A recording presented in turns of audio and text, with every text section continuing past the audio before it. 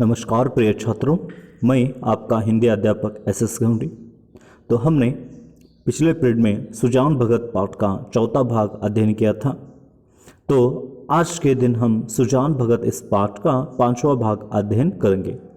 तो छात्रों, चौथे भाग में सुजान भगत आधी रात उठकर करवी काट चुके हैं। करवी काटकर सुबह होते ही उन्होंने बैलों को लेकर खेत में गए हैं और खेत में काम कर रहे हैं। जब सुजान भगत सुबह उठकर करवी काट चुके थे तब बुलाकी उठ जाती है और उस करवी को देखकर दंग रह जाती है, आश्चर्यचकित रह जाती है और भोला को पूछती है कि तुमने इतनी जल्दी सुबह उठकर करवी काटी है। तो भोला नहीं कहता है।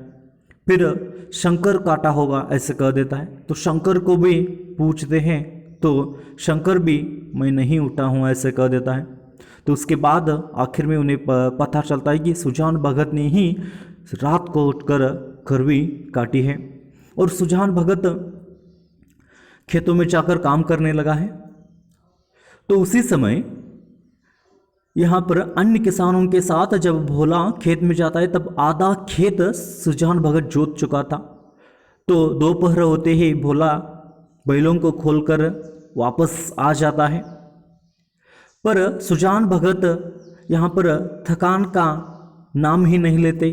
फिर खेतों में से गंडा से बाहर निकलते हैं और आकर घर में खाना पीने के वजह से खाना पीना नहीं करते हैं, उसके बदले बैलों को सहलाने लगते हैं।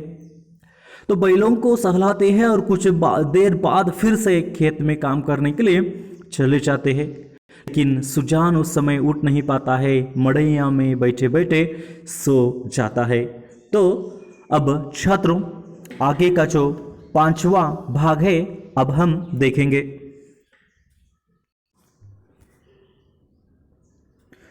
सुजान भगत के इन नवीन उत्साह पर गांव की टीकाएं हुई। निकल गई सारी भक्ति, बना हुआ था माया में फंसा हुआ है, आदमी कहे को भूत। यानी कि सुबह यहाँ पर सुजान भगत फिर से भक्त था पहले, तो फिर से किसान बनकर जो गांव में जैसा पर काम कर रहा था, तो गांव के लोग उनका नया अथवा दुगना उत्साह देखकर वह टीकाएं करने लगते हैं, उन्हें टीकाएं सुनाने लगते हैं। निकल गई सारी भक्ति, बना हुआ था भक्त, माया में फंसा हुआ था, आदमी कहे कि भूत। ऐसे उनको गांव के लोग जो है टीकाएं करने लगते हैं।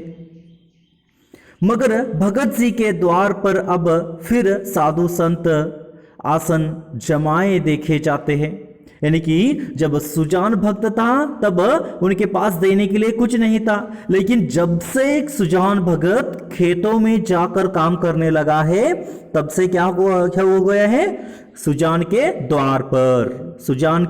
द्वार पर फिर से साधु संत जो है यहाँ पर आकर बैठे हैं, आसन जमाए, यानी कि उनके द्वार पर आकर बैठ जाना। फिर इसलिए आए ही सुजान के द्वार पर फिर से हमें क्या मिलेगी, इस द्वार पर भीख मिली है, भीख मिलेगी, इस आशा से, इस उम्मीद से वह आकर बैठे हैं।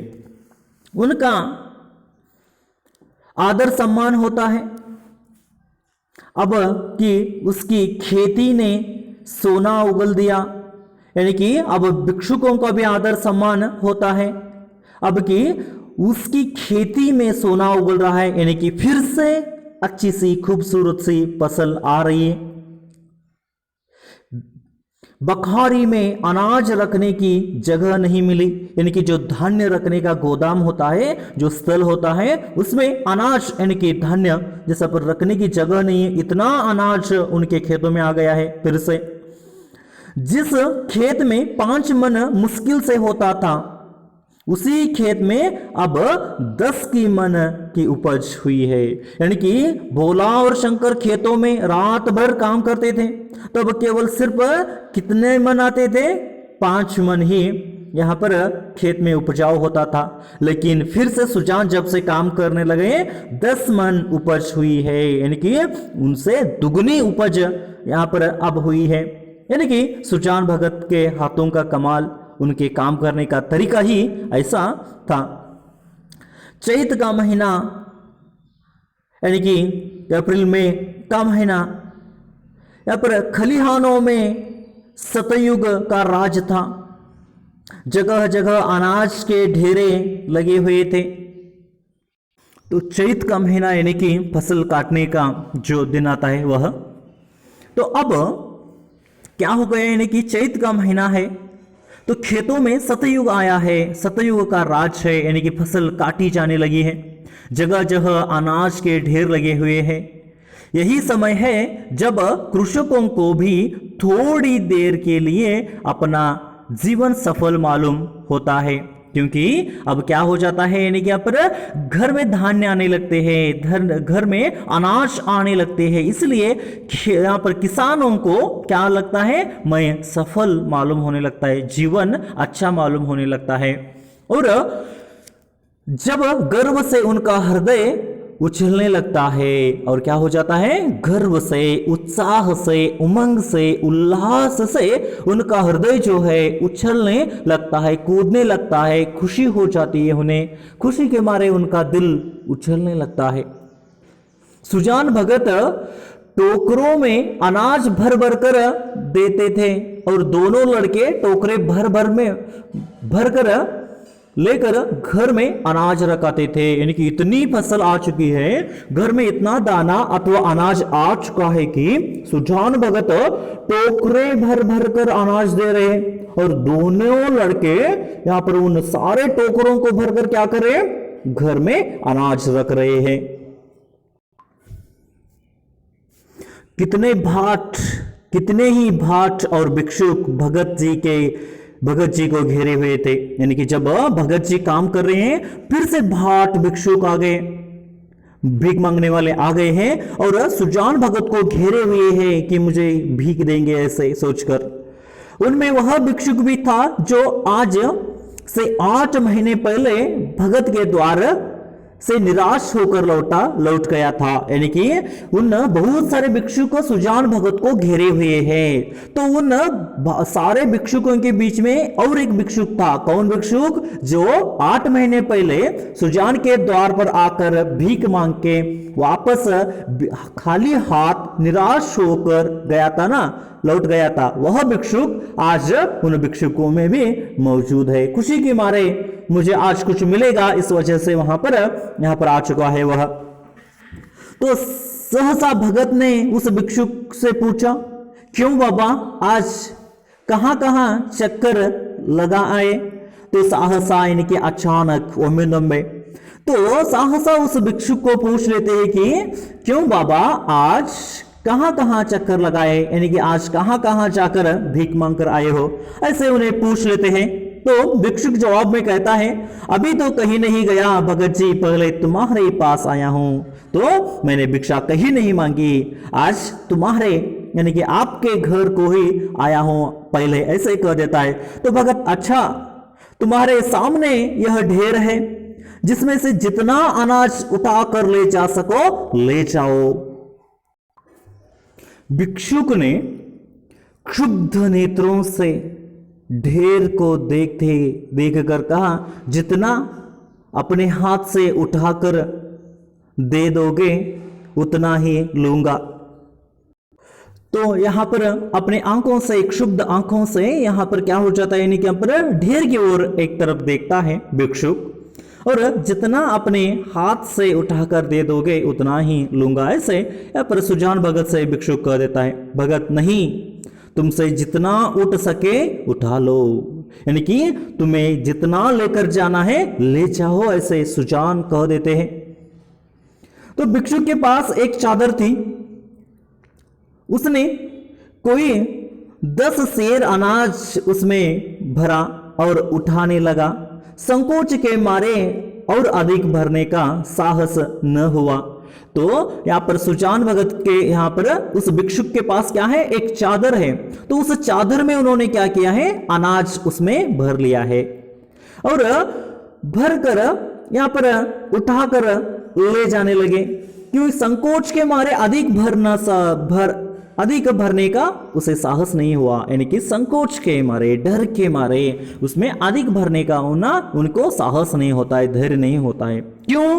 क्योंकि जैसा पर अन्य भिक्षुक क्या कहेंगे, यह कितना उठा कर ले जा रहा है, और भोला भी क्या कहेगा, यह डर था उन्हें, इसलिए वह ज्यादा उठा कर नहीं ले सकते। तो भगत उसके मन का भाव समझकर आश्वासन देते हुए बोले, बस इतना तो एक बच्चा उठा ले जाएगा, यानी कि उनमें उनके मन में जो क्या चल रहा था। तो उन्होंने क्या कहा, इस भावना को, उनकी जो मन के भावना को सुजान भगत ने समझ लिया और समझकर उनको कहने लगे, इतना ही, इतना तो छोटे बच्चे उठाकर ले जाते हैं, ऐसे कह देता है। तो ऐसे कहने के बाद भिक्षुक ने भोला की ओर संदिग्ध नेत्रों से देखकर, यानी कि भिक्षुक उस समय क्या करता है, भोला की तरफ देखता है, संदिग्ध नेत्रों से, संकोच भरित नेत्रों से देखकर कहा, मेरे लिए इतना ही बहुत है, मुझे ज्यादा भीख नहीं चाहिए, मेरे लिए इतना ही बहुत है, ऐसे वह कह देता है। तो कहने के बाद भगत, नहीं, तुम सकुचाते हो, अभी और भरो, यानी कि यहां पर सुजान भगत कहते हैं कि उन्हें, तुम सकुचाते हो, तुम डर रहे हो, तुम्हें संकोच हो रहा है कि ज्यादा कैसे अनाज लूं, तो जैसा पर इससे भी ज्यादा भरो, ऐसे कह देता है।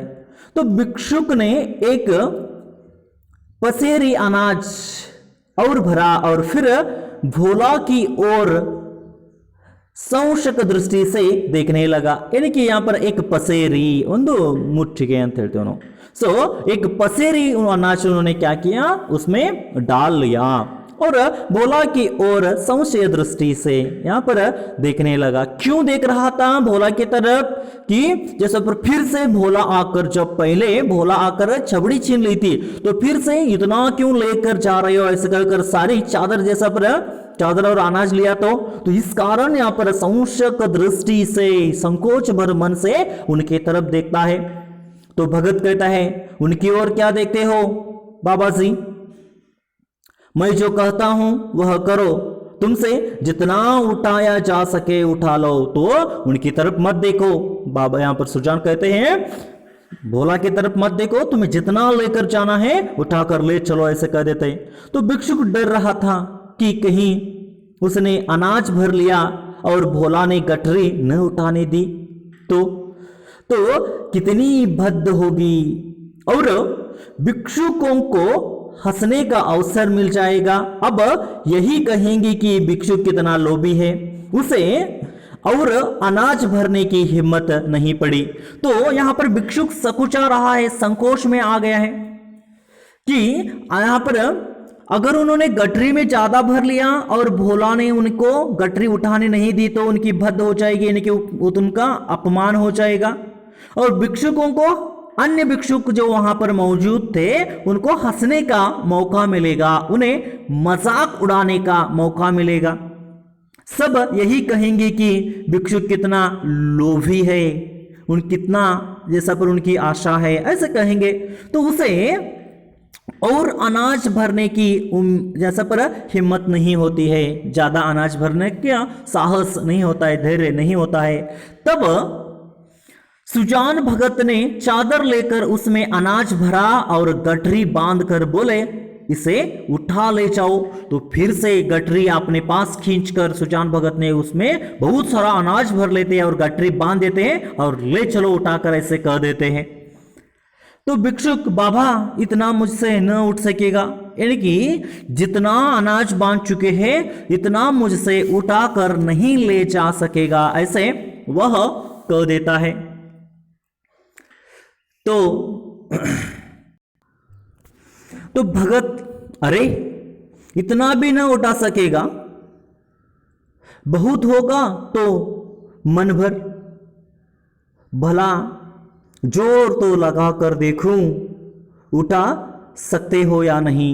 तो देखिए जैसा पर सुजान ने उसमें अनाज भर लिया है और कहने लगे हैं जैसा पर इतना भी नहीं उठ सकेगा, जोर तो लगा दो, ताकत लगा कर तो देखो उठेगा या नहीं। तो जैसा पर कितने हैं अनाज, सिर्फ मन भर, मन यानी कि 40 किलो, 40 किलो अनाज है। तो देखिए भिक्षुक ने गठरी को आजमाया, भारी थी, जगह से हिली भी नहीं। बोला जब भगत जी यह मुझसे न उठ सकेगी, यानी कि भिक्षुक सुजान भगत कहने पर उसको आजमाया, उसके पास आ जाता है, उठा कर देखता है। आजमाया यानी कि उठा कर देखता है। भारी थी यानी कि वजनदार थी, तो जगह से हिली भी नहीं उन्हें। तो भिक्षुक बोलता है भगत जी मुझसे यह न उठ सकेगी। तो भगत अच्छा बताओ किस गांव में रहते हो। तो भगत जी उन्हें पूछ लेते हैं, भिक्षुक का गांव का नाम पूछ लेते हैं, तुम्हारा गांव कौन सा है, ऐसे उन्हें पूछ लेते हैं। तो भिक्षुक बड़ी दूर है। भगत जी अमोला का नाम तो सुना होगा। तो अपना परिचय बताता है, भिक्षुक अपने गांव का नाम बता रहा है। भिक्षुक के गांव का नाम कौन सा है, अमोला, याद रखिए आप। तो बड़ी दूर है भगत जी, अमोला का नाम तो सुना होगा, ऐसे उन्हें कह देता है। तो ऐसे कहने के बाद भक्त अच्छा आगे आगे चलो मैं पहुंचा दूंगा। तो भिक्षुक कहता है तुम आगे बढ़ो, आगे चलो, मैं क्या करूंगा यानी कि वहां पर यहां पर पहुंचा दूंगा, ऐसे वह कह देता है। तो यह कहकर भगत ने जोर लगाकर गठरी उठाई और सिर पर रख कर भिक्षुक के पीछे हो लिए। यानी कि देखिए यहां पर खुद सुजान भगत ने ही उस भिक्षुक की गठरी को उठाकर अपने कंधे पर लेकर उनके घर देने के लिए जा रहे हैं। भिक्षुक आगे आगे और वह सुजान भगत पीछे पीछे। तो देखने वाले भगत का यह पौरुष देखकर चकित हो गए, यानी कि भगत की साहस, उनका पौरुष देखकर आश्चर्य हो जाते हैं। उन्हें क्या मालूम था कि भगत पर इस समय कौन सा नशा था। उन्हें मालूम नहीं था कि भगत पर कौन सा नशा छा गया है, कौन सा जुनून है उस पर, वह कौन से उमंग उत्साह में है, सभी लोगों को मालूम नहीं था। तो 8 महीने के निरंतर अविरल परिश्रम का आज उन्हें फल मिला था। यानी कि 8 महीने तक उन्होंने क्या किया था, काम किया था, निरंतर कंटिन्यू दिन रात मेहनत की थी, तो उसका फल जो था उन्हें अब मिल चुका था। इसलिए सुजान भगत उत्साह में थे, खुशी में थे। आज उन्होंने अपना खोया हुआ अधिकार फिर पाया था, वही तलवार जो केले को भी नहीं काट सकती, तो सान पर चढ़ाकर लोहे को काट देती है। यानी कि यहां पर जो तलवार केले को भी काट नहीं सकती थी, लेकिन उसको सान पर अगर लगाकर देखिए वही तलवार लोहे को भी काट सकती है। यानी कि फिर से सुजान भगत में हिम्मत आ गई है, ताकत आ गई है, अधिकार आ गया है। क्योंकि जब पहले उनके हाथ में अधिकार नहीं था, भक्त बनकर बैठे थे, तो कुछ भिखारियों को कुछ भीख में दे दो, यही भी अधिकार नहीं था। लेकिन आज उन्होंने फिर से दिन रात काम कर चुके हैं, तो इसलिए उन्हें फिर से अधिकार मिला है। तो फिर से उन्होंने जितना चाहे भिक्षुओं को बांट रहे हैं। तो मानव जीवन में लाग बड़े महत्व की वस्तु है। लाग यानी कि लगाव, मानव जिंदगी में, मानव जीवन में लाग लगाव जो है बड़े महत्व की, जैसा पर क्या है, क्या पर वस्तु है, लगान, लगाव ऐसे कहते हैं हमसे लाग को। लाग होनी चाहिए, इच्छा होनी चाहिए। तो कन्नड़ में जैसा पर हम कहते हैं मनसिद्धरे मार्ग। तो देखिए हमारा जो भी काम करना चाहिए उसे ठीक तरह से करना चाहिए। तो देखिए बड़े महत्व की वस्तु है, जिसमें लाग है वह बूढ़ा भी हो तो जवान है, जिसमें लाग है, जिसमें काम करने की इच्छा है, तो वह बूढ़ा होकर भी जवान सा हो जाता है। क्योंकि उदाहरण आप सुजान भगत को ही देखिए, जिसमें लाग नहीं, गैरत नहीं, वह जवान भी मृतक जैसा है। यानी कि जिसमें लाग नहीं है, जिसमें लगाव नहीं है, वह जवान कैसा है? मृतक जैसा। यानी कि जवान होकर भी मुर्दा जैसा, पर एक लाश जैसा है वह। तो सुजान भगत में लाग थी और उसी ने उन्हें मानुषीय बल प्रदान कर दिया था। यानी कि सुजान भगत में लाग है, काम करने की इच्छा है, तो उसी बल ने, उसी ताकत ने, उसी हिम्मत ने उन्हें अमानुषीय बल प्रदान किया था। क्या? सुजान भगत में जो लाग थी वह। तो चलते समय उन्होंने भोला की ओर सगर्व नेत्रों से देखा और बोले, ये भाट और भिक्षुक खड़े हैं, कोई खाली हाथ न लौटने पाए। तो जैसा पर वह अमोला को चलते समय भिक्षुक के साथ उनकी गठरी उठाकर अमोला को चलते समय उन्होंने क्या किया? सुजान की ओर देखते हैं और उन्हें कह देते हैं कि जो अन्य बचे हुए बाकी भाट जो है, भिक्षुक जो है, वह आप खाली हाथ न लौट न सके, उन्हें भी कुछ दे दो, ऐसे वह कह देते हैं। तो भोला सिर झुकाए खड़ा था, उसे कुछ बोलने का हौसला न हुआ।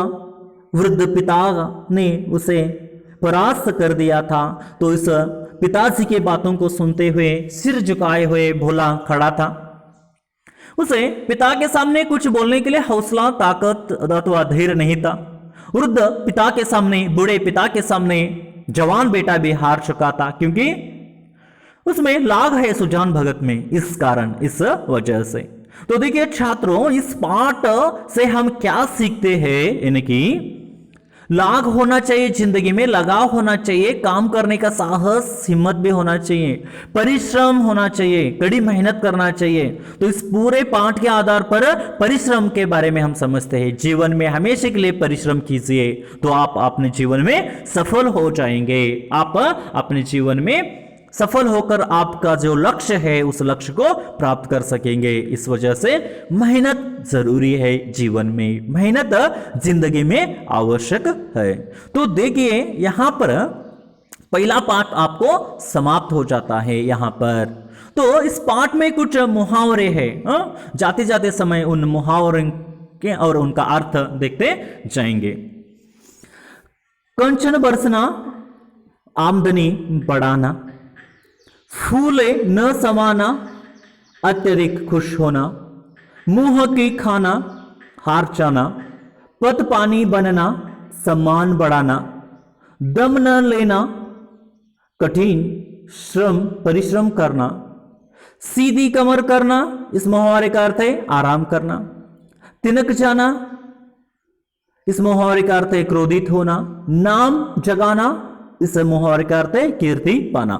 तो देखिए यहां पर सुजान भगत यानी कि इस पाठ के लेखक प्रेमचंद्र जी ने मुहावरेदारों का बहुत ही इस्तेमाल करते हैं। तो इन मुहावरों का अर्थ समझ लीजिए। तो छात्रों, आज यहां पर सुजान भगत नामक पाठ यहां पर समाप्त हो जाता है। थैंक यू, धन्यवाद। थैंक यू, धन्यवाद।